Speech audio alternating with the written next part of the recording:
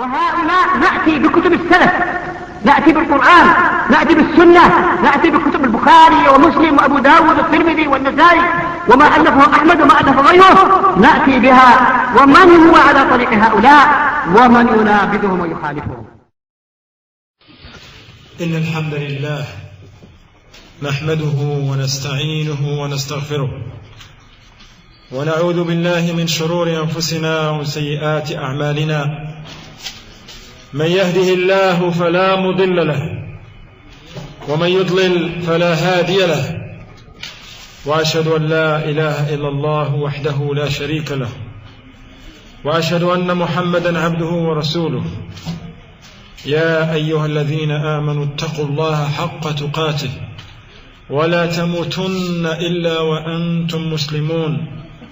يا أيها الناس اتقوا ربكم الذي خلقكم من نفس واحدة وخلق منها زوجها وبث منهما رجالا كثيرا ونساء، واتقوا الله الذي تساءلون به والأرحام إن الله كان عليكم رقيبا. يا أيها الذين آمنوا اتقوا الله وقولوا قولا سديدا يصلح لكم أعمالكم ويغفر لكم ذنوبكم، ومن يطع الله ورسوله فقد فاز فوزا عظيما. أما بعد، فإن أصدق الحديث كلام الله جل وعلا، وخير الهدي هدي محمد صلى الله عليه وسلم، وشر الأمور محدثاتها، وكل محدثة بدعة، وكل بدعة ضلالة، وكل ضلالة في النار. ثم أما بعد، أيها الإخوة الأفاضل، أيها الأخوات الفضليات, we welcome you once again, inshallah ta'ala, in this blessed effort, and we continue with the program. And as our brother Abu Imran mentioned, that the title of this talk is The Evolution of At-Tamyi' and Its Effects. So before to start talking about this subject, that At-Tamyi', this word is an Arabic word, At-Tamyi', from Mayya'a, the verb Mayya'a yumayyi'u, Tamyi'an, At-Tamyi'. This is a word that actually the use of this terminology of At-Tamyi' took place recently, and that the people of Ahl Sunnah wal Jama'ah, they use it in regards to pointing out some evil actions of the people of Hizbiyya parties and the people of innovation and desires. Before we get in details into this, we just want to remind one another that this is a very important subject for every Muslim to be on a clear guidance, because this is the issues of minhaj. Somebody may say, we need no need for this minhaj, this jarh criticism, talking about the people, bid'ah, innovation, this. We need to learn some tahara, wudu. People, they need to learn the salah. People, they need to learn some Arabic, memorize some Quran. People, they need to know what is Allah subhanahu wa ta'ala. لا شك في ذلك. لا شك, no doubt that these are issues that every Muslim should know. Rather, Shaykh Ibn Baz rahimahullah ta'ala, he said, this is from the ilm that is a fardu ayn.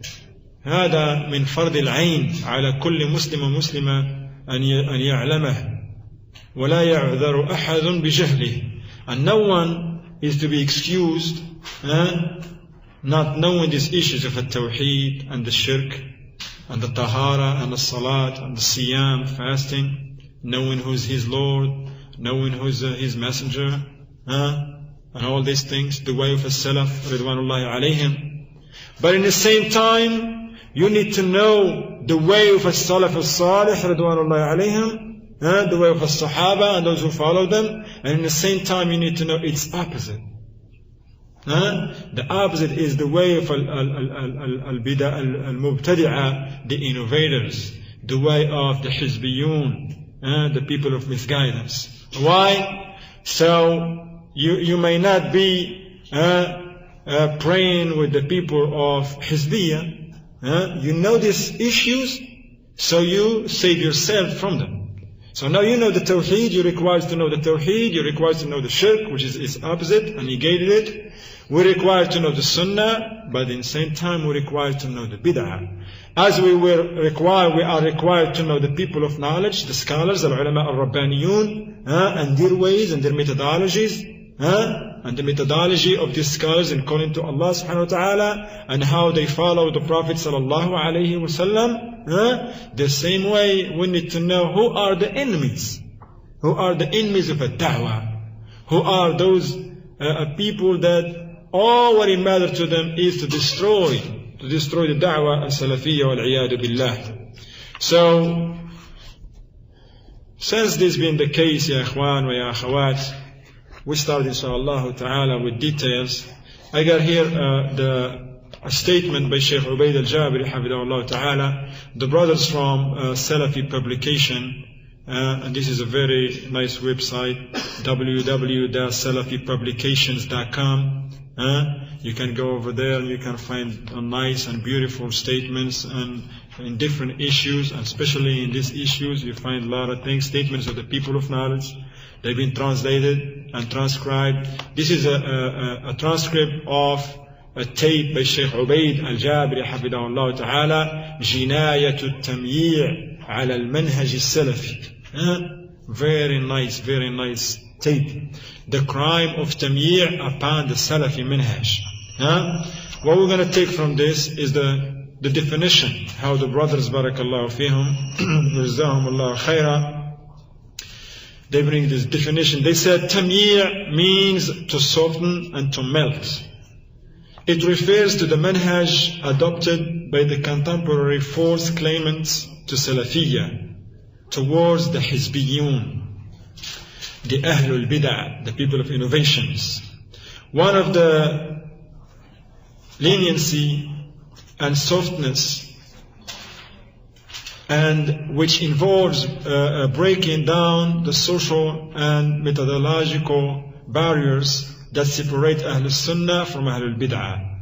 This manhaj has been around and operative in the behavior of people for quite a few years, but has not really been identified, and nor has it caught the attention of many people, except of course the Imams of Jarh and Ta'deel. But in light of the fitna of Abu al-Hasan al-Misri, al-Mubtadi', the innovator al-Dal, the Salafis are now clear about this particular destructive behavioral pattern, and they have been able to reflect back in the years gone by and actually recognize and recall this pattern of tamyi' that was observed in the behavior of many in the midst of numerous tribulations.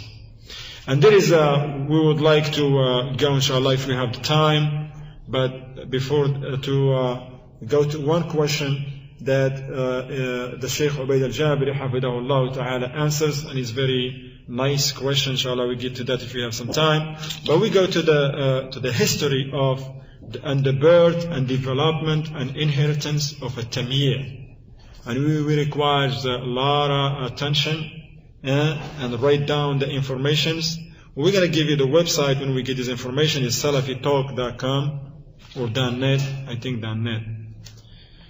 طيب, so you can, if you want to go in details and get this, inshallah ta'ala, we give you a plan and diagram of the tamyi' when it started with the years, inshallah ta'ala. So the brothers, they said where it all began. Where it all began, this fitna and the people opposing the manhaj of Salafi, and whenever they trying to destroy and neutralize the da'wah as-Salafiyya, which is the da'wah of the truth and the haqq. It starts in the 1930s and 40s. Way back, way back. Before even the Bilalians and all them. 1930s and 1940s. And it started with a man named Al-Banna, Hassan Al-Banna. Al-Banna Al-Misri, from Egypt. So this man here, Hassan al-Banna, he adopted قاعدة. هذه القاعدة التي تبناها الإخوان المسلمون كثير من الناس لا يعرفون أنها ليست لهم، لكنهم أخذوها من عند رضا، من قاعدة المنار. والقاعدة هي نتعاون فيما اتفقنا عليه ويعذر بعضنا بعضا فيما اختلفنا فيه، وتسمى قاعدة التعاون والمعذرة. التعاون والمعذرة. So Hassan al-Banna, he adopted a doctrine or a ideology from قاعدة المنار or Muhammad Rida, قاعدة المنار, and which he says, let's cooperate in that which we agree, and let us pardon each other in that which we disagree. We help one another in that which we agree upon. Bring a Salafi. They don't work with Salafis. That was a test for you guys. So you're awake, alhamdulillah. So they bring a Sufi, Mu'tazili, Khariji, Qutbi, Sururi, Nasrani, Yahudi, Kafir, no problem. And they said, let's do some work. If they agree on how they do it, there is no problem. They brothers to one another, they get the job done. Any way, any form, nothing. But if they disagree amongst themselves pertaining to some details, they don't refute one another and correct one another. They said, let's just pardon one another. Let's forgive one another. Like we say, let it ride. Let it ride. And that's a slang. Oh no, probably South. You have it here? Just let it ride, man, you know? طيب, mashallah. If I know it, so you should know. So they said, hey, don't worry about it, man. It's okay. We help one another as long as we agree. But if it happens that we disagree, let's pardon one another. Forgive it. Don't worry about it. Leave him alone. It's okay. It's our brother. That's what they do. So therefore, this qaida of التعاون المعذرة, to help one another and to forgive one another, what's its implications and practical effects? First, unrestricted accommodation and cooperation with all innovators. Unlimited access, membership, free membership, name it. Any innovator, if he can come and work with them and help them out, they down with that. Second, nullification of any jarh, criticism, and tajrih and tabdi' of the innovators. Meaning that you cannot, by this qaida, by this ruling over here that they are upon, no one has the right to criticize anyone. Meaning everybody is perfect. Everybody is alright. Now you may get some flashbacks. Jama'at al-Tabligh, they never harsh on nobody. They nice and kind all time. Like robots, man. Sometimes you may think they're not human beings. They cool all time. Have you ever seen a Tablighi like mad? Yeah, they always like, hey brother, hey this and that. A'udhu billah. Why? They never change nobody. They may see somebody making Asr 16 rak'ah. Hey brother. That brother, subhanallah. That brother, hey. If you say, yeah, so what are you talking about? You're going to say, the Asr is only for rak'ah. Shh, you don't want to run him away from the house of Allah. See? Don't want to run him away from the bid'ah to the sunnah. That's what it is. I want to run him out from that bid'ah, inshallah ta'ala. And then when he gonna end, it's up to him, inshallah ta'ala. Actually, it's up to Allah. But now these are the people, ya ikhwan, we're dealing with. طيب. Destruction of al-wala and al-bara around the Salafi aqidah and manhaj. That's what it means, this qa'idah. No wala, no bara. Do whatever you want to do. we're all the same, all the Muslims are the same, they all believers, and that's it. A'udhu billah. This is wala and bara. The Prophet ﷺ divided between this ummah. He said this ummah will split onto 73 sects, all of them on the fire except one. Now these people, this qa'idah says, no, they all 73, they all the same, they all in the same pattern, in the same boat. That's it. Wal-'iyadu billah. The fourth and the last implications and practical effects, removal of social and methodological barriers between Salafis and Ahlul Bid'ah. There is no difference. Salafi, Mubtadi', innovator, they are the same. Wal-'iyadu billah. Same. Meaning Shaykh ibn Baz and Al-Qardawi, they are the same. They even think that Qardawis have more like little flavors of the innovators. So they said, no, there is no barriers between Salaf and between the innovators. Wal-'iyadu billah. Making like it's all the same. Wala hawla wala quwwata illa billah. So in a nutshell, this first generation of Tamir', which is the mother, this first generation of Tamir', which is the mother, because from it derive a lot of problems, a lot of Tamir', a lot of things. So in a nutshell means abolition, no jarh, no tajrih of the innovators and deviants, fundamentally as a principle. That's their principle. The principle of Ahl Sunnah wal Jama'ah, you gotta criticize the people. You gotta correct them. You gotta admonish them. You gotta correct their mistakes.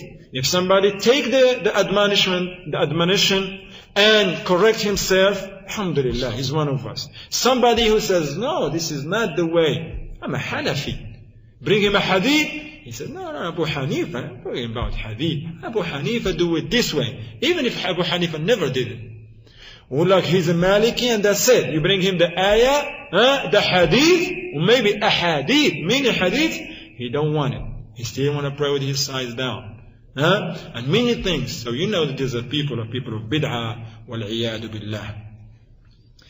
So now what is the reaction of Ahl Sunnah wal Jama'ah? When now Hassan al-Banna and his group, they say what they say, and they said, this is what our minhaj. They said, this is the minhaj we're going to be upon. We help one another as long as we agree on that. And if we disagree, it happens that we disagree and we have problems, let's just forgive one another. So Ahl Sunnah wal Jama'ah, they said, when the Salafi Aqidah spread at the hands of the Salafi scholars in the 70s and the 80s onwards, it became clear that Ahl Sunnah opposes the innovators, boycott them, disparage them, and warn from them and their books. This became known and widespread. So some individuals who were really upon the Ikhwani manhaj, the followers of Hassan al-Banna, sought to revive a new manifestation of the bid'ah of Hassan al-Banna. So now they know that the Ahl Sunnah wal Jama'ah, they smashed this qa'idah. Cannot work anymore. So now, knowing that it is inevitable that Ahl Sunnah wal Jama'ah, they could not stand against their warning, against the people of innovator, they tried to neutralize the effects of this jarh and tajrih, even though the real intent was hoping for its abolition, but this was not possible for historical reasons.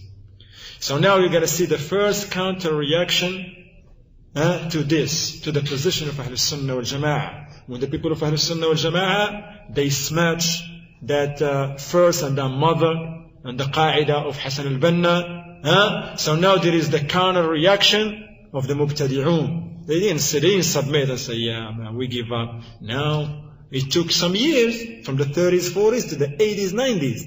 But they were planning, working hard in dark corners and dark alleys and basements. They are like the aqarib, like the scorpions.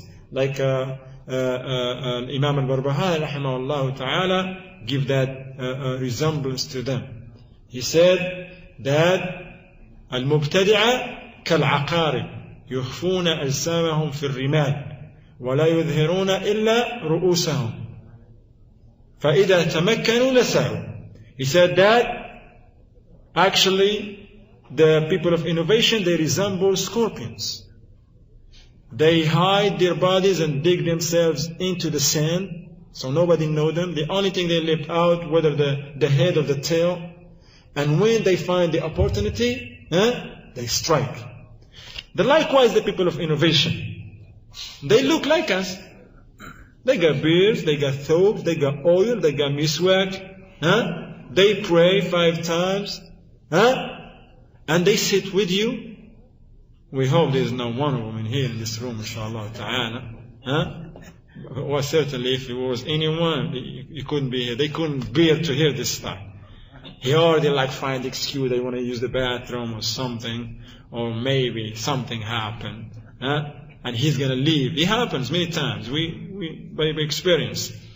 But alhamdulillah, these are people that they pray with us. They look like us. And even when they talk to you, have you ever witnessed somebody come to you and say, alhamdulillah, I'm a tablighi, and be warned against me. I'm a tablighi, okay, I'm warning you, because you're a Salafi, and in your minhaj that you have to be aware of, I'm a tablighi, mubtadi', innovator, dal, misguided, and I am from the 72 sects, they're going to be in a fire, please, you want to go with us to Bangladesh or to Wyoming or whatever it may be? Do they come to you like that? They come to you like that? A Qutbi. Is a Qutbi come to you and say, Assalamu alaikum akhiya. I'm a Qutbi. Abdullah al-Qutbi. This is Abdul Rahman al-Sururi. This is Muhammad al-Tablighi. Do you want to come with us, man? We're trying to misguide you, inshallah. Do they do this? They don't. They come to you, alhamdulillah, the sunnah, alhamdulillah. You got a beard, you sunnah, you sunni, alhamdulillah. They use these words like the aqarib, like scorpions. But we don't know them, that's why we need to know who they are. Because the majority of the people that go to India, Bangladesh, Pakistan, Brazil, whatever maybe, up, down, the whole states, and they come back smell like curry and chicken, so they get hooked to that too. And then they just don't know, because these people when they recruit them and they draft them, it's a draft, they draft them. They didn't say to them, oh, listen man, let's warn you, okay, we're misguidance, we're upon misguidance and on dalala. And this is not the right way, certainly. You still want to go with us? Everybody in his right mind is going to say, I'm not going with you, man. You just say you're misguidance. I'm looking for the truth, inshallah ta'ala. But no, the other way. They're like, brother, you want some Islam to learn? Come with us, inshallah. And before you know, especially if we, the people of Ahl Sunnah wal Jama'ah, we're not doing our homework, our job right, to refute these people, we need to refute these people, ikhwan, and warn against them. So those ignorant people and those people that are naive, inshallah ta'ala, they don't feel as easy prey and victims to these posters. So now, the first counter reaction in the 80s and the 90s started with the like of Salman al-Auda. You gotta remember these names, because they get books, they get tapes. And there are people here in the United States that not necessarily Arabs, black people, Caucasians, American citizens, and they down with Salman al-Auda. A'udhu billah, I don't understand why.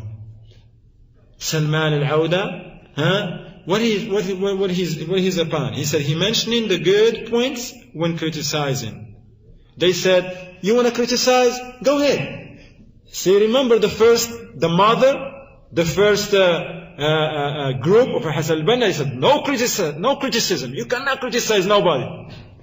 But now the people of Ahl Sunnah, they smashed that. So now these people, just to play a game on the minds of the people, because if they say no criticism, they can say, the people of Najjar, they smashed that. What they did now, they play another game. They came and say, you can't criticize people. Yeah, you're right.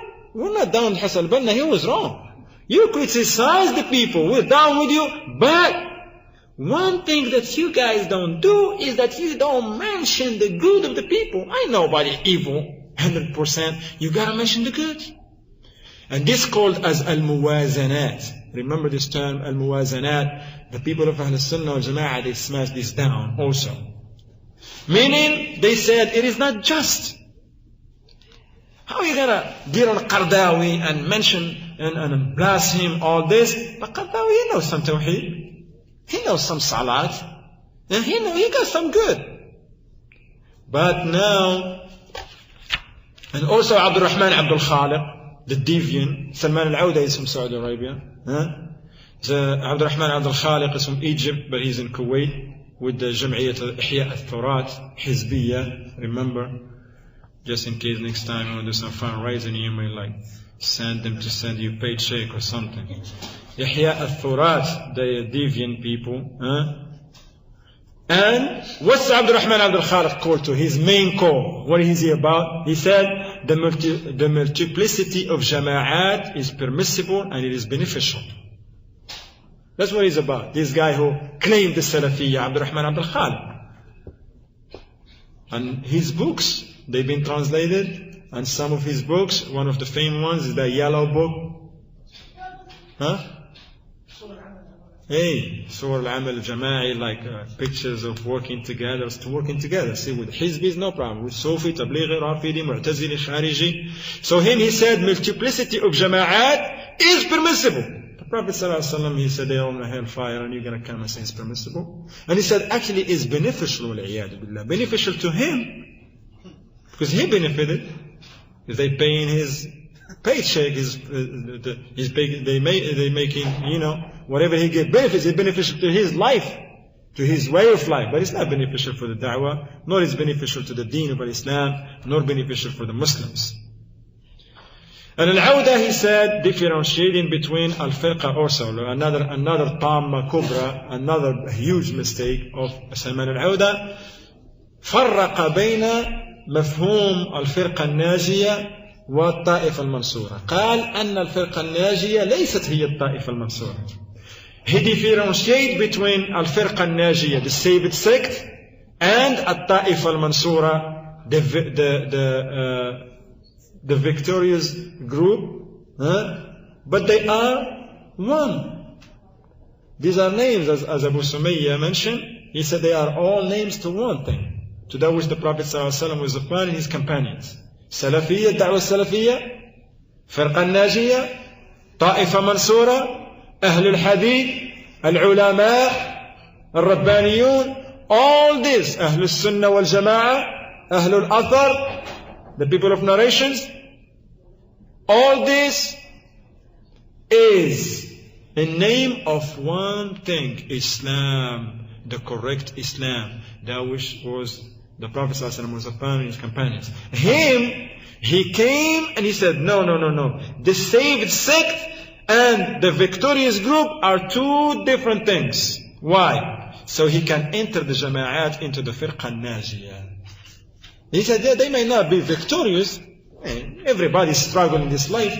You may not see them gaining any victory, but they are going to be saved, inshallah, on the day of judgment, and they could not be in the hellfire. Now, Jama'at al-Tabligh, the people of knowledge, they said Jama'at al-Tabligh is from those 72 sects, they're going to be in the hellfire, no doubt, inshallah ta'ala. But then Al-Awda said, no. They're going to be, inshallah, in Jannah. A'udhu billah. And then Adnan al-Ar'ur, another name.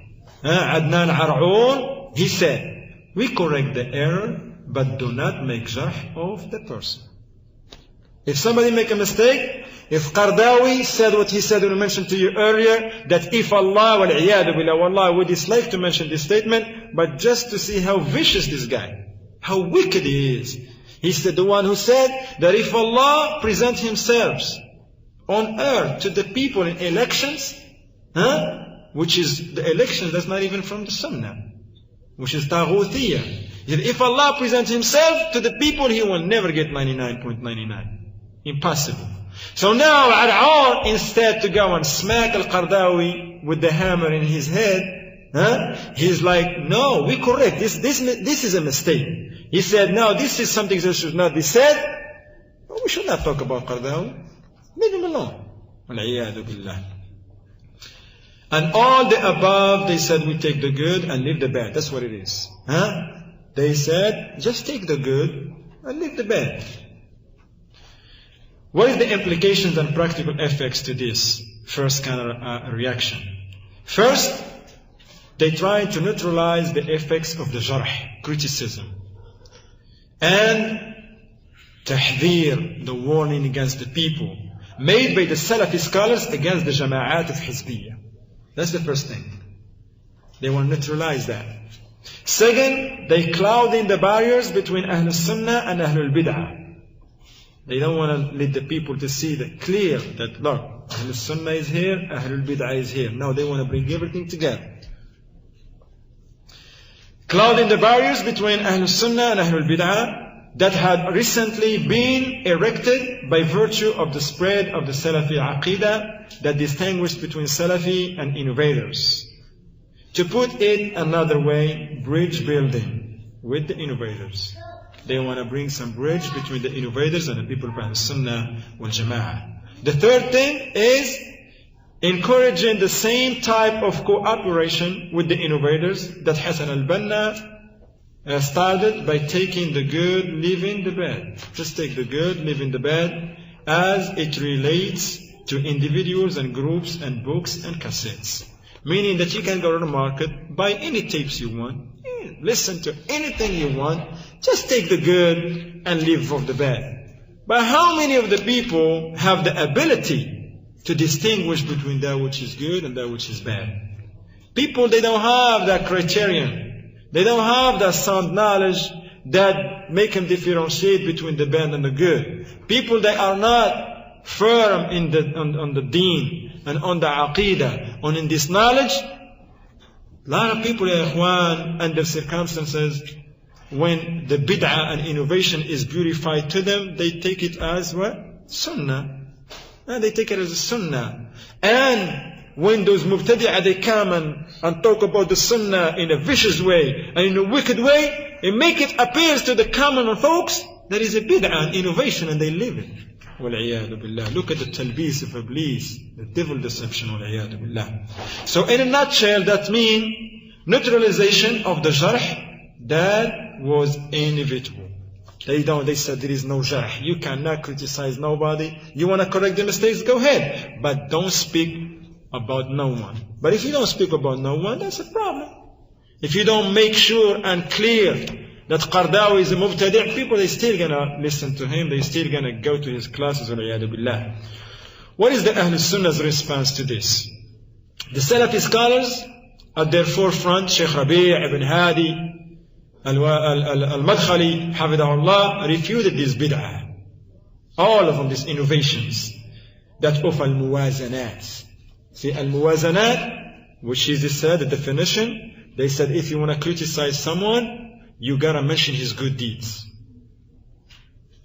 Yes, mention his mistake, but in the same time say, man, but he's a good guy, man. He's one of us, and mashallah, he got some good books and good tapes. No, you're not warning against him. No, you're calling to him.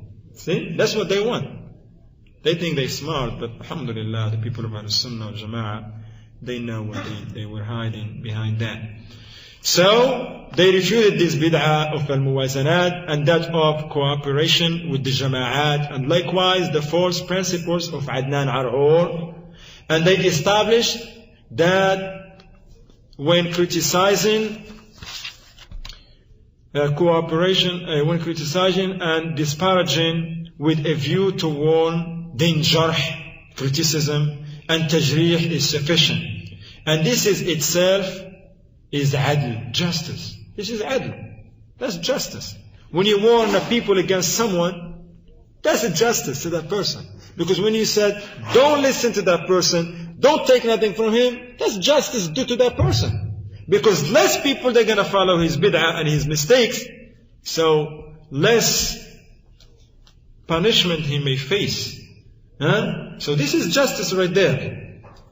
And the correct and true manhaj. So it became established that jarh alone, without mentioning the good points, is the way of the Salaf. Not like Ar'ur and them, they won.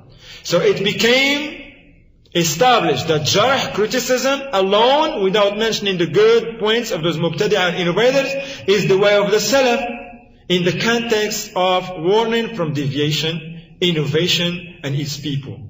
So an individual with ikhwani roots lay dormant within the ranks of the Salafis and portrayed defense of the Sunnah and its people. Then when the opportunity was right, the passing away of 4 Imams came out to carry on where his predecessors failed, meaning the passing away of Sheikh ibn Baz, Sheikh al-Albani, Sheikh ibn Uthaymeen, and Sheikh Muqbil ibn Hadi al-Wadi. So when these Imams, they died, that's when they really waged a war, these people. Before they used to just work under the cover, under the table, because they know they cannot face Sheikh ibn Baz, they cannot face Sheikh al-Albani, they cannot face Sheikh ibn Uthaymeen, they cannot face Sheikh Muqbil, plus the other scholars, their strength was joined with the strength of these 4 Imams. But when their Imam, they died, they cannot find from within themselves the people of innovation that, hey, ain't nobody there, they're going to refute us. But they were wrong. Because there's still some of the people of knowledge, alhamdulillah, some of the kibar of the mashayikh, that they are against them and they refute them. So came out to carry these innovators on where his predecessors failed. Wherever their predecessors they failed, they want to carry on and try again. See that jarh alone without al-muwazanat was inevitable, and that this became an established matter with the Salafis, he set out to hinder and limit the jarh and tajrih made by Ahl Sunnah, and invented new principles of his own, and borrowed some principles of those who came before him. But this is Adnan Ar'ur and the like of him, and disguised them somewhat. The real intent was abolition of this jarh, but this was not possible for historical reasons.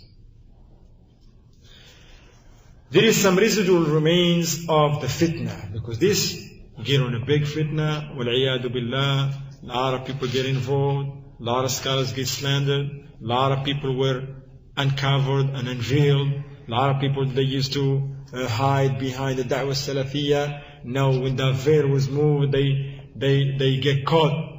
They got caught with evidences on the spot that they are hizbiyun, mubtadi'un, but they just were faking it.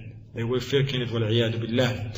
So the residue of the fitna that remained upon misguidance, those who remained with these hizbiyun and their false usul and maintained what they were upon by using the generalized speech that came from the likes of Sheikh al-Albani, Sheikh ibn Baz, Sheikh ibn Uthaymeen, and others in the early 90s. Remember this, in the early 90s, when the reality of the Hizbiyun, this Hizbiyun, and others in the early 90s, was not apparent to these scholars. And when these scholars issued advice to all concerned, that was from the angle of their belief that everybody involved in the dispute was from Ahl Sunnah, and the issues were not those that relate to what actually experienced from Ahl Sunnah.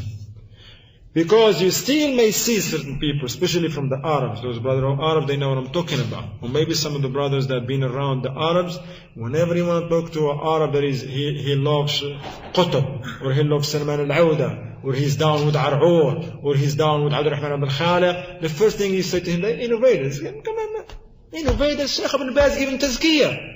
When? I don't know.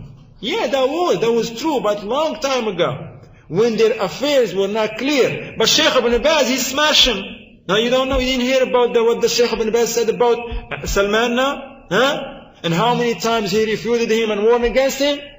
They're like, can't be, that's a lie. And then what happened? They leave. Now they don't want to sit with you.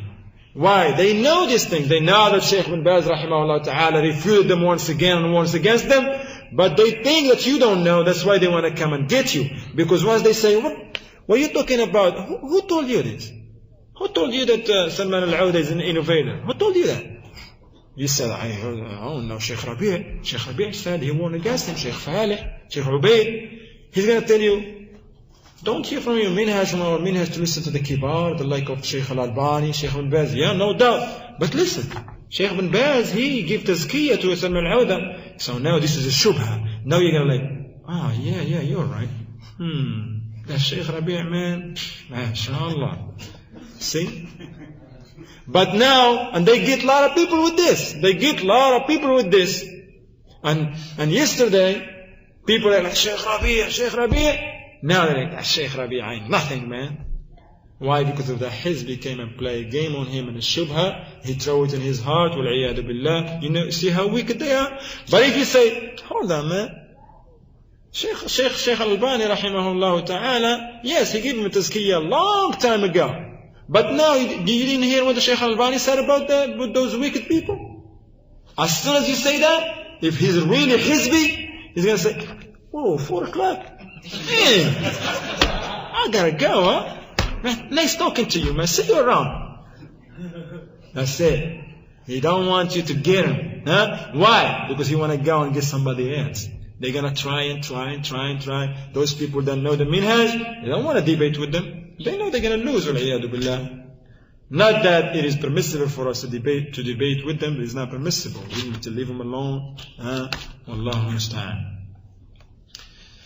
And then there is the second counter reaction to this, to the statements that people of knowledge, when they smash Salman al-Auda, Abdurrahman al-Khaliq, those who are like with the Salafis, with the real Salafis, we know fiqh al-waqi', the current affairs, and we're going to deal with America, we're going to deal with Israel, the way we're going to deal with it. As for these guys, man, they don't know nothing, man. They're just busy with tawheed and salat and menstruation and fasting and fatawa for the laymen.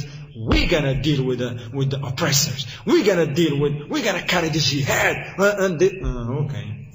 So, but the people of knowledge, they smash them down. They render them to dust. So now there is the second counter reaction, which is Sulaymani of origin. Abu al-Hasan al-Sulaymani al-Misri thumma al-Ma'ribi. He's from Egypt. Not even people from Egypt. A'udhu billah. Not saying that all Egypt are Divian, I'm not saying that, but just whenever you find somebody's involved, man, something type of thing, you find at least maybe some Egyptian in there, wal-iyadu billah. So now he is Abu al-Hasan al-Ma'ribi al-Sulaymani, the greatest revolution at 2000 after that of major scholars. So he waited. Abu al-Hasan al-Misri al-Ma'ribi, he was get tapes, Dawah Salafiyah, principles of Dawah Salafiyah, the Mubtadiha, this, Hizbiyun. Why? Sheikh Muqbil was still alive. He's right next in the corner. They were in the same zip code probably or something, man. If he said something, he knows Sheikh Muqbil gonna like smash him down. And then Sheikh Rabi', Sheikh ibn Baz, but he waited, he's like, it's okay, it's not gonna hurt. They're older than me, probably, Allahu A'lam, they might have passed away before me. I'm going to take that chance. I'm going to wait until they die. That's what they did, wal-iyadu billah. So they wait until when the people, they die. So what's al-Ma'ribi is about? He said, the vast, spacious manhaj to accommodate all the ummah. He said, this manhaj that you, the Salafis, restricted and make it so tight, so small, it's so vast, there is room for everybody. Meaning for the Shi'i, Sufi, Hizbi, Qutbi, Sururi, Tamyi'i, Ikhwani, there is a lot of room. There is a lot of room. So Al-Ma'ribi also, he said, the Jama'at, the groups are from Al-Firqa Al-Najiyah. He follow who? He follow who in this? Who said that? Who said that the Jama'at are from the Firqa Al-Najiyah? Al-Auda, when he differentiates between Firqa Al-Najiyah and Firqa Al-Ta'if Al-Mansura, barakallahu fikum. You look like as tired as me, mashallah. So I lead this fast.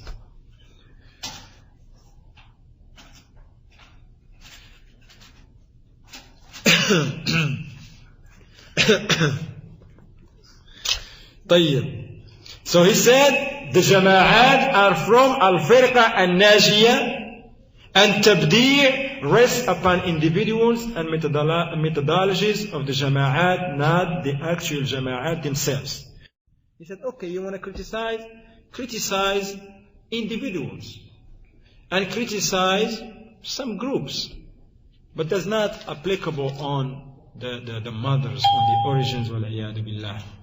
And also al-Ma'ribi, look at this fitna of this man, a'udhu billah min hadha al-rajul al-khabith. He said, we make tathabbut. لا بد علينا أن نتثبت. He said, we have to make tathabbut. Which tathabbut? We got to be firm, and we should not just, when Shaykh Rabi' warn against someone, we just go ahead and take it and apply it. He said, no, we're going to make our researches. He said, such that we hear and see for ourselves. And we're not muqallida. He said, we don't follow and blindly follow people. Like now, if I hear now me, I'm not going to say none, put nobody of you on the spot. If me, Abu Muhammad al-Maghribi, heard from a tape of Shaykh Rabi' that he warned against somebody, let's say, that's the first time I'm going to say that the Shaykh Rabi' warned against Adnan Ar'ur. The Minhaj of Ahl Sunnah wal Jama'ah, this is a scholar. And that's his specialty. Jarh wa ta'deel, criticizing people, that's his specialty, man. He's a surgeon in there. He's been doing it. With the shahada and the attestation of the people of knowledge. So what I have to do is to take it. Me, Adnan Ar'ur, is out. He's done. To me, why? Shaykh Rabi' said so. Now, Al-Ma'ribi say, no, Abu Muhammad, that doesn't work like that. If Shaykh Rabi' said that Adnan Ar'ur is out of the minhaj, no, don't take it. Take a ticket and a plane, go and sit with Ar'ur, and find for yourself if he is a mubtadi' or not. I don't have the money for the ticket, that's first. Probably I won't have that. And second, I don't want to risk my minhaj, because these people are weak. They got some knowledge with them, they wicked. You gotta go and check for yourself. You come back anti-Rabi'. And you come back Ar'urian, a man that follow Ar'ur. You want to go and see for yourself. That's what you get. That's what the Ma'ribi wants. Ma'ribi wants the people to go and find for themselves so they can get trapped with so many ways. Those wicked people, you go over there in Saudi Arabia, and Ar'ur, they may say, if he's in Saudi Arabia, I think he's in England. You may go in England, and they may say, what do you do for life? Yeah, I'm delivering pizza, man. It's rough. But alhamdulillah, it's upon the minhaj, man. It's not about this dunya. Man, we're going to give you some money. We're going to send you some money, man, on the side, man. Don't worry about it, man. You're not about the minhaj. We're going to take care of you, man. You got to count this. They're going to send you some money. Probably the first time. Well, they may never send you nothing. They just pretend. So you feel like, man, they're nice people, right? And then they make you think bad about the Salafis in your Jama'ah. They never gave me nothing. They always want me to give something on Fridays. But this guy, the first time I seen him, he's want to give me a paycheck every month. Oh, hasta la vista, the delivery and all that. But actually, hasta la vista, the minhaj of a-salaf. You gotta say bye-bye to the minhaj of a-salaf, because now you're hooked, to what? To the minhaj of Ar'ur, wal-iyadu billah. So he said, you gotta see it for yourself, wal-iyadu billah. And then Al-Ma'ribi said, Al-Mushmal and Al-Mufassal, another Tamma Kubra. With Al-Mushmal wal-Mufassal. That which is general, and he brings some issues, this is general and this is detailed, and he wants to confuse the people. Whenever a statement made by Shaykh Rabi', you find Al-Ma'ribi say, well, hold on, that issue is general. You cannot use it in this detail. We need some details. And when they use something, they said, well, this is just a detail. You cannot generalize this situation and this. The layman people, they go like, oh man, you know what? This stuff is too much for me, man. I gotta go back to Ward al-Din Muhammad. They don't bother me. Cool, do whatever I want to do. Plus, I love these bean pies, whatever. Go back. See? That's what they want, akhi. That's what they want, wal-iyadu billah. Because that's when they go and recruit their people, right there. They go to Jama'at Tabligh, towards the Deen, because they say, we're brothers. No problem. You come to our lectures, you come to other masajid, we help you out, as long as you help us out. Huh? Favor for favor, eye for eye, whatever. Tayyib. No tooth for tooth, because their teeth, they were knocked out by the people who had a Sunnah or Jama'ah. Alhamdulillah. So he said, Al-Mujmal wal-Mufassal, we defend Sayyid Qutb and Al-Maghrawi. See? By this, now they defend Sayyid Qutb. Huh? Al-Mubtadi' Al-Dal, Al-Jahil, he's ignorant, he's not even a scholar, who's adib. And Al-Maghrawi, the deviant Moroccan from Marrakesh, and other innovators. So if any brothers, they go to Marrakesh for visit or whatever from Morocco, be careful, huh? Somebody may say, yeah, we got a Shaykh, alhamdulillah, he studied in Medina, and he got a degree, he was the first man in a whole university, alhamdulillah, Shaykh Rabi' mentioned him with good. Liars. Shaykh Rabi' smashed that wicked man. He used to mention him with good for reasons that maybe this person, he may make a tawbah for years. When the people from Morocco, the Salafiyun, they used to send tapes and send books of this deviant guy and how he's against the minhaj of a Salaf. Clearly, like that. But Shaykh Rabi' is like, be patient. We're going to talk to him, inshallah. When he comes for Hajj, for Umrah, we're going to send him invitation to come. And he did. Indeed, the Shaykh sent Maghrawi many invitations. And Maghrawi, yes, he came for Hajj, he came for Umrah, he came to visit Saudi Arabia, but instead to go to Shaykh Rabi', go with Ar'ur, Al-Awda, and all them, wal-iyadu billah. And even for all these, and Shaykh Rabi', the people, the students of knowledge, they come and tell him, Ya Shaykh, Maghrawi was here. He was next to you. Because Salman al-Awda, actually, he lives like his neighbor to Shaykh Rabi'. Not neighbor like door to door, but in a neighborhood. Huh? Yes. Because one of the brothers, a student of a Shaykh, told me, Abu Ishaq al-Maghribi, is Moroccan, he stays with Shaykh Rabi', alhamdulillah. He benefited a lot from him, alhamdulillah. He's a young brother. And he told me that al-Awda right there, his house is somewhere over here, al-Iyadu billah. So they're right there, but he could never come and see Shaykh Rabi'. That actually gave him the invitation and the da'wah. And other innovators, by using this principle to excuse their batil, falsehood statements and unforced statements, and we use it to defend and justify statements of revealment of the Sahaba, such as calling them Ghuta'iyya and Aradil, meaning these are people who don't understand the issues and they do so many wrongs to Ahlul Bayt wal-iyadu billah, for as long as we possibly can before being forced to repent. Also, Al-Ma'ribi said, we do not expel from Salafiyya except with what opposes the well-known usul of innovation. Min al-Kharijiyya, Raf, Tajahhum, Irja, Qadr. As for what contemporary Jama'at have innovated of usul, then we cannot expel them because they are only subsidiary matters. So now they're saying, if there is not a from the Kharija, if the group are not from the Khawarij, they are not from the Mu'tazila, they are not from the Jahmiya, they are not from the Murji'a or Qadariya, you cannot take them out, they still Salafis. Jama'at al-Tabligh, to him, they Salafis. Salafis. Wal-iyadu billah. Al-Qutbiyyun, to him, they Salafis. Wal-iyadu billah. So, what is the implication and practical effects? First, hindrance and limitation of the Jarh itself made by the Salafis upon those who deviate and depart from the Sunnah and the Jama'ah, and upon those who are already upon innovation and misguidance. 2. Placing of barriers between the Jarh made by the scholars upon deviants and innovators and between the rest of the ulama, or actually between the rest of the ummah's acceptance of that. 3. Giving every person in the ummah complete autonomy and independence away from the scholars, to go and research, and this is very important here, to go and research and verify and investigate for themselves, and claiming that this negates and saves a person from taqleed.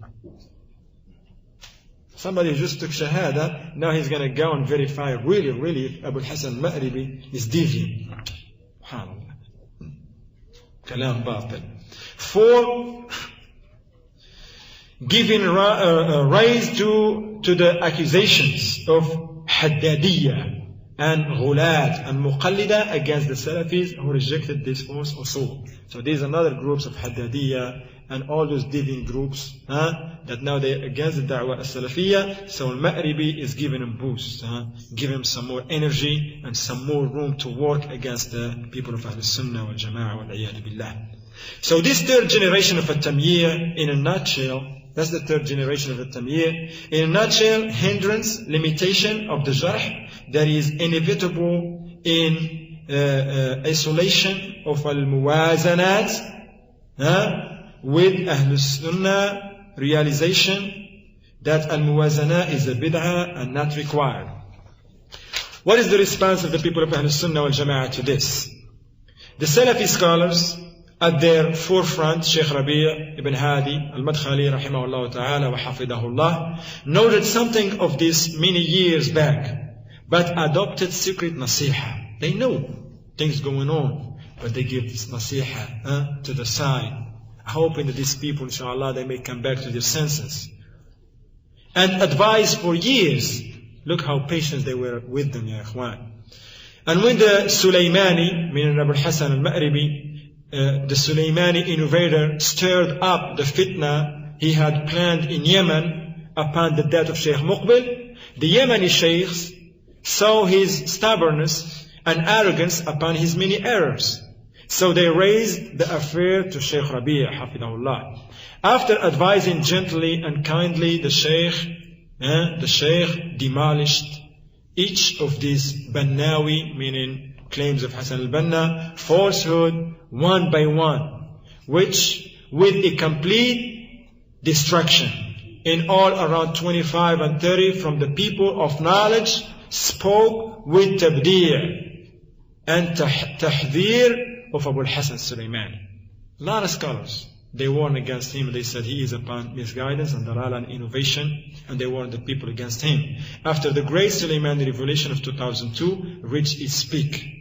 However, this revolution also revealed others, such as Usama al-Qusi. See, whenever there's a fitna, the veil, the people of Ahlul Sunnah al-Jama'ah, they just go and they kick the door, and they get a lot of people, man. A lot of people get busted. A lot of people get busted just there, man. Stay there, man. Stay there. I'm like, what are you doing here?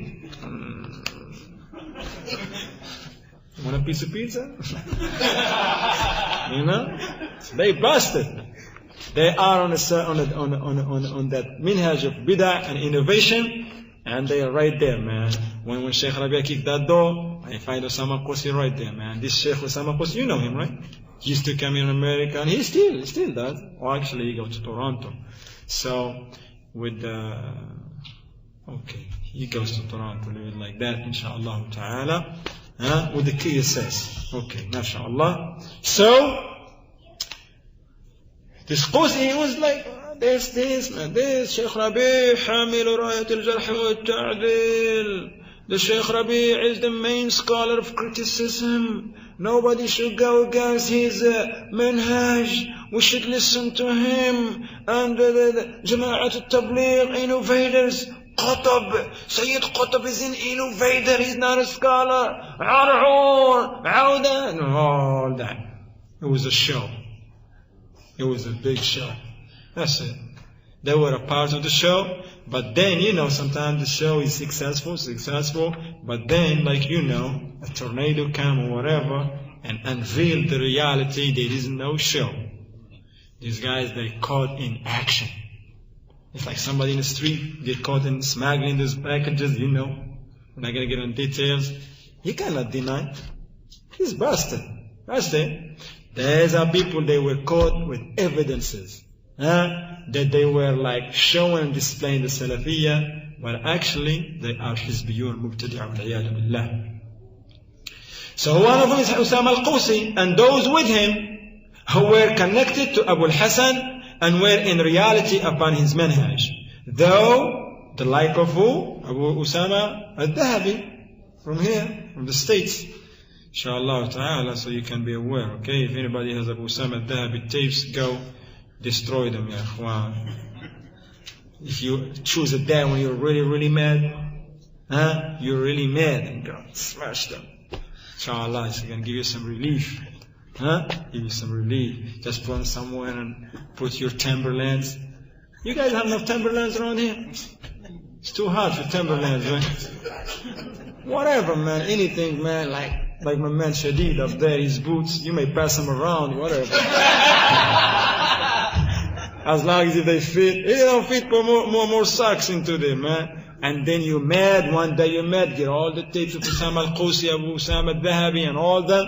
I'm not saying Tamimi because that's something should be dealt with years ago. If somebody still hold on to Tamimi's tapes, mashallah, in trouble, man. Tayyib, and smash those things, man. You can relieve yourself and you feel good. Now you look at them and you feel good, but you're going to clean the mess after you, right? Tayyib. So finally, they came out in the open and made open their connection and al-wala and al-bara for Abu al-Hasan.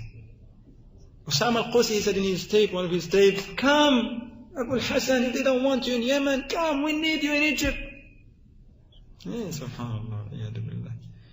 Al-tuyuru ala ashkaliha taqa. The birds, they hang with their likes. They hang. The birds, they just hang with their idols, you know. You don't find like little bird hanging with a vulture or with a like big bird. So he said, so the presence of this group was one of the biggest factors in causing confusion among the Salafi youth and keeping them upon the false usul of Abu al-Hasan, thinking themselves to be upon truth. Had this group realized their true limits, kept silent and stayed with the scholars much senior to them, like Sheikh Rabi', Sheikh Ahmed al-Najmi, Sheikh Ubaid and others, who were upon bayyina, clear matters in the matter, in this issue, it would have been better for them and in turn for the Salafi youth. And less confusion would have resulted in the entailing fitna.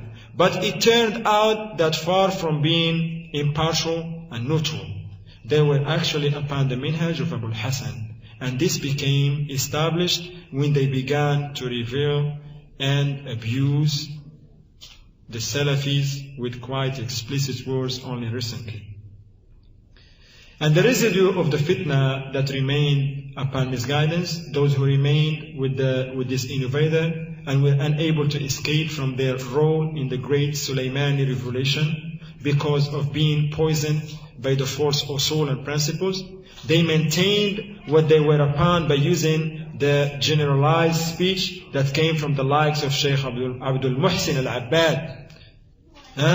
When he issued advice to all concerned, that was from the angle of his belief that everybody involved in dispute was from Ahl Sunnah, and the issue were not those that relate to what actually expels from Ahl Sunnah. But there is a principle here that probably most of you know, or maybe all of you know, that there is a qaida. There are al-jarh al-mufassar muqaddam ala al-ta'dil al-mujmal. That the detailed jarh and criticism take precedence over the general praise. For example, in this case, if one scholar or a group of scholars, they bring detail that Abu al-Hasan al-Misri al-Ma'ribi al-Sulaymani al-Mubtadi' is out of it and is innovator, they got details, they got proofs, many points of aqidah, of minhaj, of akhlaq. He choose any field in the deen except that this guy, man, he went against the da'wah of Ahl Sunnah wal Jama'ah and the minhaj of As-Salafiyyah. Now they warn against him based on details and proofs and daleels and nasiha and advice which he rejected and did not want to accept. Now you find a scholar who don't know these details. He's from Ahl Sunnah wal Jama'ah. They say, Ya Shaykh, look at this fitna of Abu al-Hasan divided the Salafiyun and the Ummah. Look now the Salafis instead to stay together, they like fighting one another. The Shaykh, he doesn't have this detail. He may say, MashaAllah, we just wish that the people don't even, leave this alone and just work with their brothers. Now these people, they just take this statement and say, hey, he said their brothers. So Abu al-Hasan is a brother. So he's still in the Salafi. No, and then the fitna. But this is not the case, ya ikhwan, because for the jarh, the criticism that is being detailed with the proofs, take precedent over the praise of anyone. Anyone. Maybe if Shaykh al-Islam Ibn Taymiyyah rahimahullah ta'ala, maybe example, praise somebody, but if other student of knowledge of Shaykh rahimahullah ta'ala criticize that person based on bayin and detail, they should go take the jarh that is mufassar and detailed. And what is the third counter reaction? The current period which we are witnessing, the emergence of the tabaqat of al-tamyi' that were behind Abu al-Hasan al-Ma'ribi all along, and their spread and propagation of specific doubts all along, and their spread of propagation of specific doubts amongst the youth. Who's suffering is the youth and the da'wah. So in a nutshell, ya ikhwan, the summary of this tamyi' life cycle is it starts with Hasan al-Banna. And he means with his qa'ida, at-ta'awun wal-ma'dira, otherwise disunity, which is result in no jarh, disunity, no unity, they mean the abolition of al-jarh. Then he came Salman al-Awda, Adnan Ar'ur, Abd al-Rahman Abd al-Khaliq. They want to neutralize this qa'ida. And they came with al-muwazanat, and they say tasheeh, not tajreeh. Yeah, you're correct, but don't criticize nobody. And ta'deel al-jama'a, ta'addud al-jama'at. Yeah, you cannot say there is only one saved sect. There is a lot of saved sects. Otherwise, they've been oppressed. And result into what? Jarh, but with muwazanat wal-'iyadu billah. That mean what? To destroy the jarh actually. If there is any jarh and any criticism, but with the muwazanat that you're going to mention the good, you're destroying it. You defeat the purpose. Now you're going to, like Shaykh Muhammad Salih al-Uthaymeen rahimahullah said, if you're warning against someone, you're not going to mention his qualities. If you mention his qualities, you're defeating the purpose. You're not doing nothing. That's not a warning anymore. And then the third generation, the hindrance and limitation of Abu al-Hasan al-Sulaymani, who said he bring al-mujmal wal-mufassal. You gotta have tathabbut. Don't just listen to any scholar and follow it blindly. You gotta go and seek for yourself and see for yourself if really this is happening or not. Al-'iyadu billah. And tasheeh, not tahdeem. And he said we need to correct the people, not destroy the communities. And this, and al-manhaju al-wasabi, the manhaj of him, manhaj wal-'iyadu billah, of that oppressed, that dhulm, and therefore otherwise taqleed and ghulu. So they're the one that they said, if you just take it from Shaykh Rabi', you're just following blindly, but now he's calling the people to follow his ways blindly. Wal-'iyadu billah. Well, this is something that results in the jarh, but with so many barriers put in front of it to hinder and limit it. We hope inshallah ta'ala that which we presented may be of benefit for all of us, so we can be aware of these wicked plots and the plans that being fabricated, and they are working. They're serious. Those innovators, they're serious. They're serious, and they're taking it to the limits, trying to destroy the minhaj of al-Salafi wal-'iyadu billah. I don't know if we have time to read this question or not. We do? Yeah? طيب. This is a very nice question, okay? The Shaykh Ubayd al-Jabiri hafidhahullah ta'ala was asked this question. One amongst those who soften and melt the Salafi manhaj, the Mumayyi'un, when he is advised not to sit with the various groups such as Al-Ikhwan, Al-Muslimun, and Al-Jama'at Al-Tabligh, he said that this manhaj of his is the manhaj of the respected Shaykh Ibn Baz. When they said to him, don't sit with Jama'at Tabligh, don't sit with the Qutbiyin, don't sit with Saruriyin, don't sit with these innovative groups and sects, what he will say, what are you talking about? This manhaj is the manhaj of Shaykh Ibn Baz. Shaykh Ibn Baz used to sit with these people. Which is to sit with all of the people. So the question, what is the minhaj of the respected Shaykh Ibn Baz rahimahullah? Shaykh, since these people, they claim that Shaykh Ibn Baz, he sit with everybody, that's his minhaj. They're saying that the minhaj of Shaykh Ibn Baz is the minhaj of al-tamyi' wal-'iyadu billah. So the Shaykh Ubayd hafidhahullah ta'ala, he said, all praises to Allah, the Lord of the world, all the worlds, and the final end is for the pious ones. I testify that none has the right to be worshipped except Allah alone, without any partners. the wali and of the righteous. And I testify that Muhammad is his servant and his messenger, the chief of all of the sons of Adam. May Allah send prayers and peace upon him, his family, and his pure and good companions. Ameen. To proceed, he said, the answer to this question requires an explanation of numerous matters. First matter, he said, the respected father, the Imam, the Athari, Shaykh Abdul Aziz ibn Baz, rahimahullah, is a skilled, erudite Imam and a strong scholar, deeply rooted in manhaj in mighty way. And by way of his being deeply rooted in the manhaj and being deeply rooted in the Sharia knowledge and his firmness in the truth, then everyone has awe of him, and Ahlul Sunnah revere him, and Ahlul Bid'ah have awe, fear of him. That's the first. He said the second matter, we know from his respected self, rahimahullah, that he openly proclaims the truth, and that concerning the truth, he does not fear the reproach of the one who reproaches him. He speaks with the truth, openly proclaims it, with wisdom and good admonition, with whatever is best.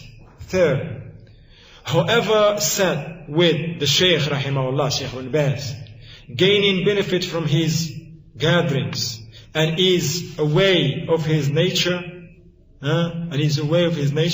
will know that he would reprimand some of the opposers by mentioning their names, and in front of all of the people.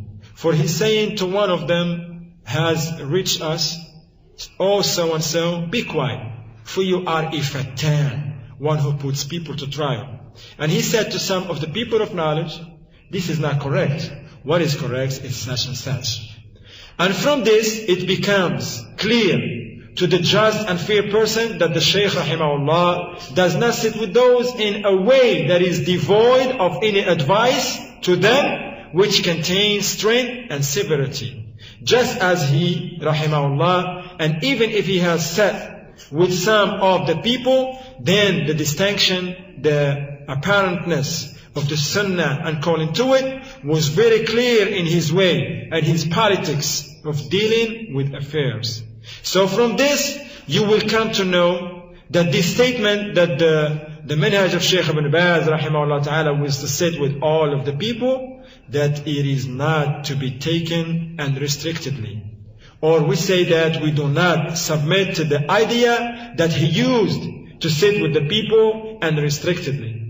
The Shaykh rahimahullah ta'ala was an imam, he said. He was an imam who was sought by all of the people, not just inside of Saudi Arabia, which is his country, but rather from all the corners of the earth. And the Muslims used to seek him and will seek to find his gatherings.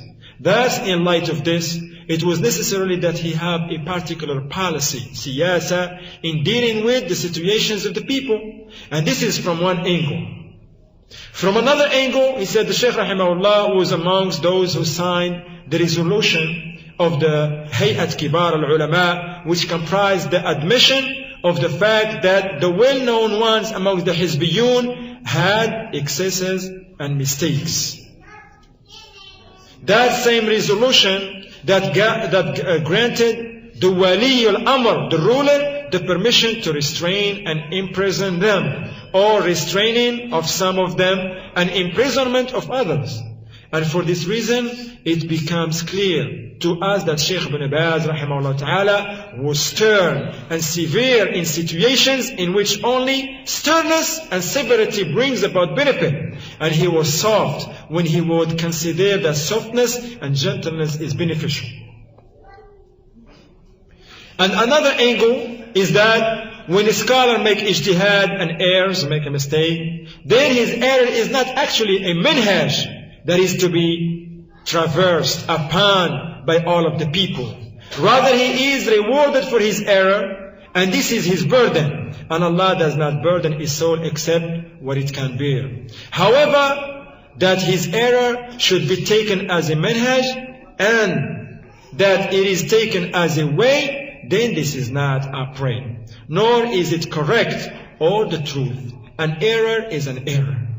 And another angle is that those deviants, the people of excess, monopolize upon this spaciousness of heart of Shaykh Ibn Baz rahimahullah, and his good heart and his love of giving advice with gentleness, wisdom and good admonition.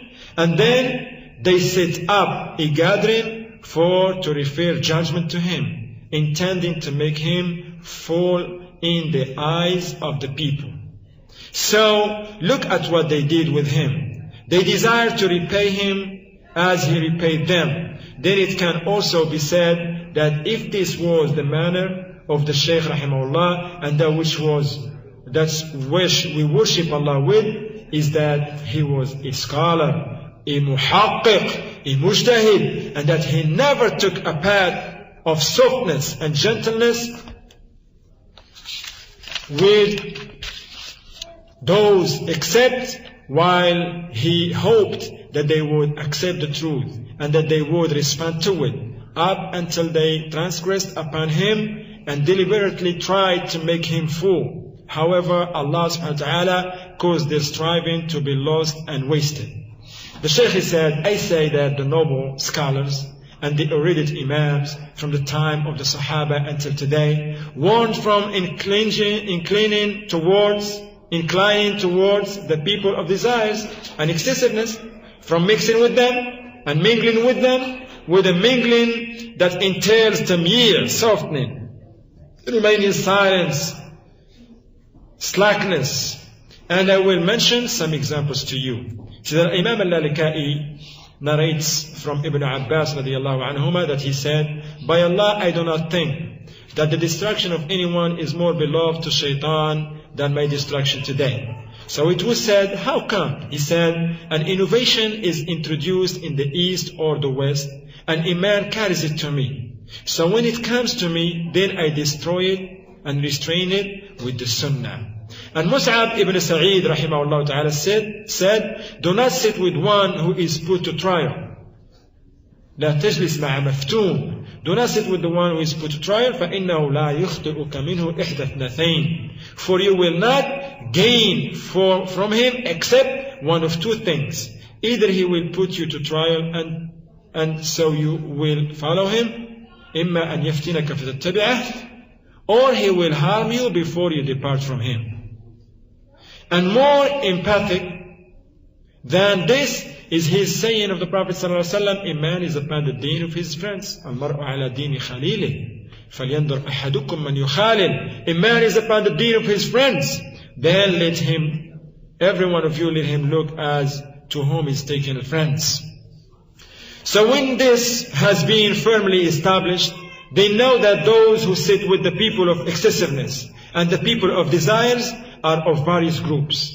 And it is not possible for us to equate the ruling upon all of them, since every group differs from the other in ruling. The first group, he said, one who is strong imam. If someone is a strong imam, erudite, skilled, openly proclaiming the truth, who is held in an awe and fear by them, by the people of bid'ah, on account of what he is distinguished by, of strength in the manhaj and being deeply rooted in knowledge, and for such a person, a tangible benefit is foreseeable by him in sitting with them, with his people, such as smashing the power that they have, or reducing their evil, or affecting them with advice. Like what Shaykh Abdul Aziz Ibn Baz rahimahullah ta'ala used to do. For he was a pure Salafi, a hardcore Salafi, free, if Allah wills, of any traces of Hizbiyah. The second group of people is a person who is a sound Salafi. However, he does not have the criterion of the perceptive knowledge of the astray methodologies. And he outwardly manifests Salafiyah and calls to it and proclaims the Sunnah and fights against Bid'ah, but he does not have this criterion. So he sits with, however, he gets the opportunity to sit with. So with this respect to the likes of this one, it is his right upon us that we explain and uncover the condition of those people using gentleness and wisdom, and that we do not withdraw from him, and nor do we leave him alone when he sits with those, meaning to leave him to the company of those people of innovation. The third is the one who is softener, mumayya, a waster, one who sees that everyone is correct. Both this person and that person are correct. So there is no doubt about the likes of this one, that he is a danger upon the minhaj. Hence it is obligatory to remind him with the right of the minhaj upon him, and to advise him and to explain his opposition to the people of truth by way of this approach. So if he accepts the advice, then fine. Otherwise he is amongst them. Wal-iyadu billah. The fourth group, the one, or the first person, the one who mixes with them, with defending them and increasing their rank and number and showing severity upon the Salafis. So this is one is a blazing hizbi. He is a blazing hizbi mubtada'. And the fifth and the last one, the one who is a hardcore Salafi, however he considers that mixing with those in order to explain the truth to them and to establish the proof upon them, such as what is done by some of the mashayikh, may Allah grant them success and grant us, them and us too, them and your uprightness in statements and actions, such as visiting some of the deviated jama'at of da'wah with the argument of proclaiming the truth against them in their own places and establishing the proof upon them from their own minbars, as they say. Then in my view, the Shaykh Ubaydi said, then in my view, this opposes what is better and more appropriate. We show severity with them and show harshness to them, meaning those amongst us who do this. However, we do not withdraw from them, so long as they are with us, adding to our strength and mutually cooperating with us, meaning those people of Ahlus Sunnah wal Jama'ah, backing us up, and they do not increase the numbers of those Hizbiyun and deviants, and do not add to their strength, but only in specific circumstances, for specific reasons, they respond to their invitation, and so in their midst, they set up lectures or seminars of knowledge. So from the likes of these, we know there to be some good sheikhs who do this. They have their share and have their share of firmness in the Salafi manhaj. However, in my view, the Shaykh said, they have opposed that which is more befitting and appropriate, and that the Hizbiyun are the ones who have actually gained something by the visit paid to them by the likes of these Sheikhs. Because they said, hey, the Shaykh so and so, he's one of you, right? He came to us. You see? What are you going to say about that? They're not going to say, listen, we're Hizbis and we're deviant, but he just came and he really smashed us on our place in our masjid. They're not going to say that. That's why the Shaykh, he said that it's preferable that those scholars don't go there, inshaAllah ta'ala. هذا والله أعلى وأعلم صلى الله وسلم على سيدنا محمد وعلى آله وصحبه وسلم تسليما كثيرا. نعم.